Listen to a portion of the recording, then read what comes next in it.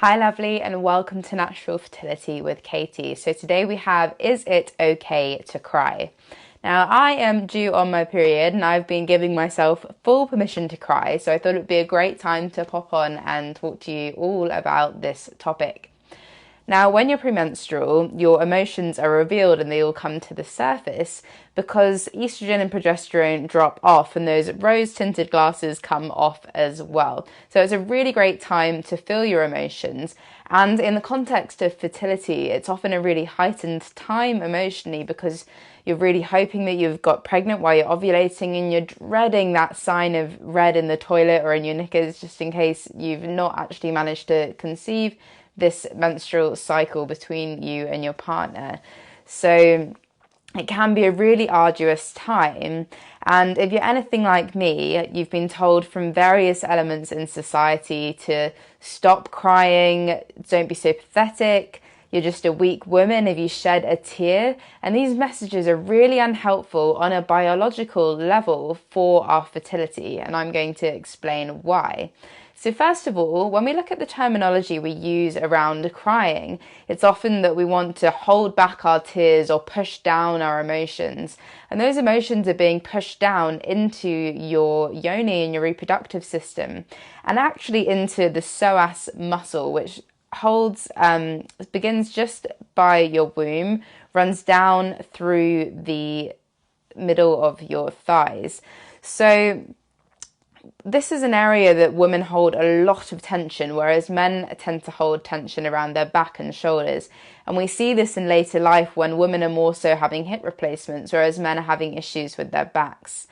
So you can see why it's really important for us not to hold our tension and our tears in this area, because it's going to stop the blood flowing as effectively and therefore allow our reproductive organs to work at an optimum level.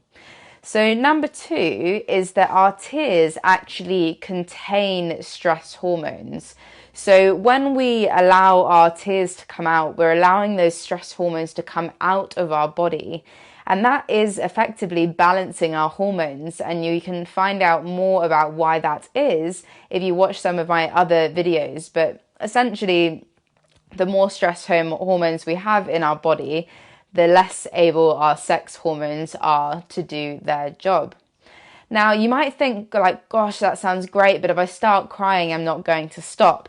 So it's really important to remember that all emotions rise, peak, and then fall. And we can see this when we start laughing. You know, you might start giggling with a few girlfriends, particularly, then you're in absolute hysterics laughing.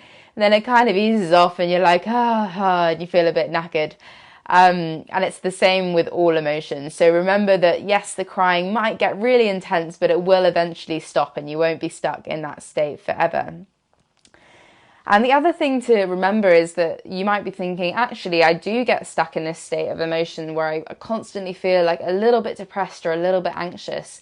And that's because, unfortunately, the patriarchal society that we live in doesn't value this expression of emotions. So we just keep them suppressed and underlying, which feels really awful. So we end up numbing them with things like having a bottle of wine in the evening or smoking or shopping or watching TV, whatever it may be. And all of this added tension and suppression actually creates inflammation in the body and therefore disease. And again, bringing it back to the context of fertility, if we're thinking negative thoughts around our fertility, our brain is sending all of that inflammation and tension down to our womb space. So we're holding even more tension in that psoas muscle than we would be when we're thinking about other topics that make us feel emotional.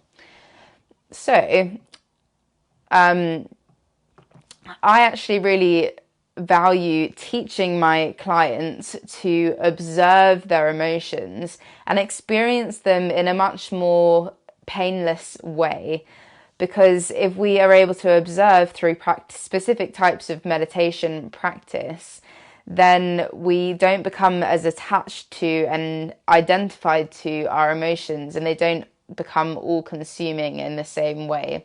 So there is a way to feel these emotions, let them out, and actually find joy in their release and move on with your day or your week or whatever it may be. Now, I think this is absolutely crucial information for women to understand and for men as well, of course. So if you know anyone that really needs permission to cry, especially if they're on their natural fertility journey and need to understand that it is okay and it's important for your health, please drop their name in the comments, share it with them, and if you found this valuable, please give it a like. Thank you so much for watching, and I will see you next week. Bye for now.